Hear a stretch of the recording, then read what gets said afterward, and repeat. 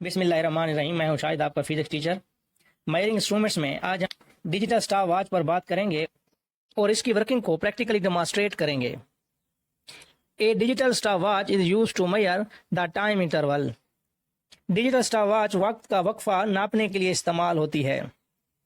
Least count, the least count of digital stopwatch is 0.01 second. Digital stopwatch का least count 0.01 second के बराबर होता है।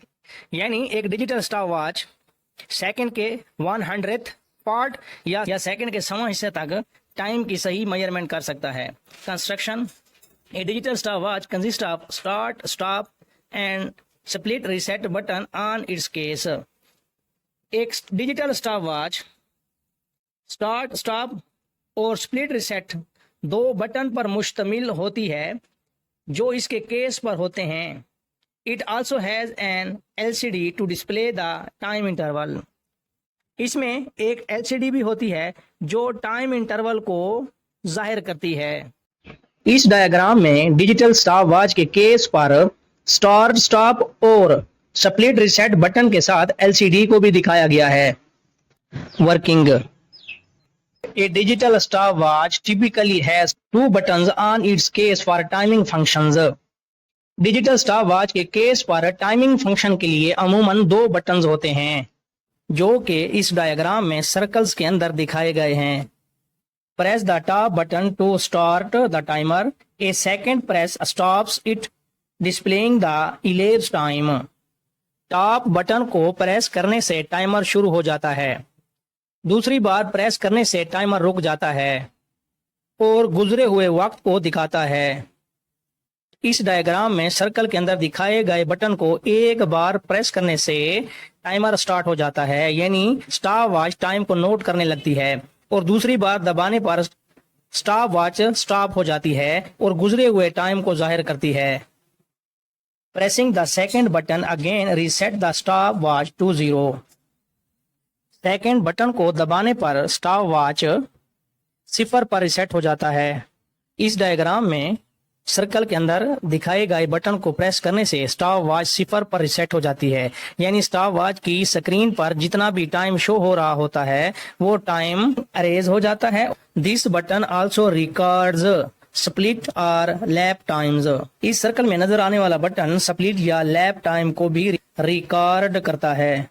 When pressed during the running timer it shows elapsed time without stopping.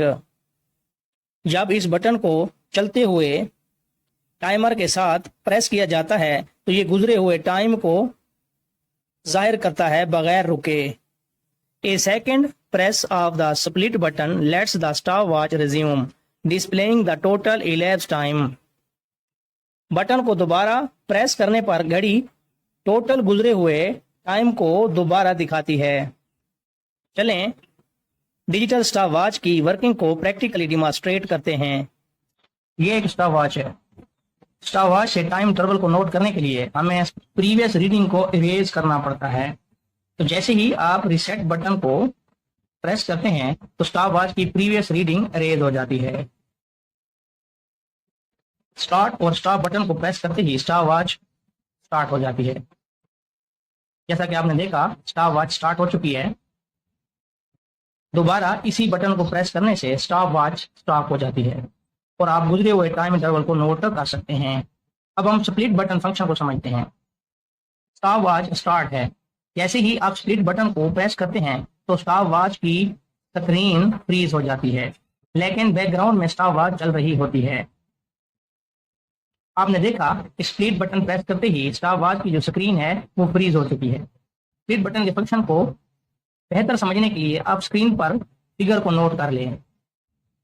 जैसे ही आप split button को दोबारा press करते हैं तो स्टॉप वॉच रिज्यूम होकर टोटल elapsed टाइम को जाहिर करती है। जरा नोट कीजिएगा।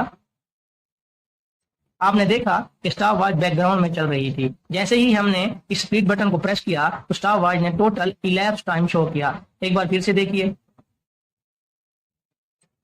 जैसे ही हम स्प्लिट बटन को प्रेस करते हैं तो स्टॉप वॉच की स्क्रीन फ्रीज हो जाती है, जबकि स्टॉप वॉच बैकग्राउंड में चल रही होती है, यानी टाइम इंटरवल को नोट कर रही होती है।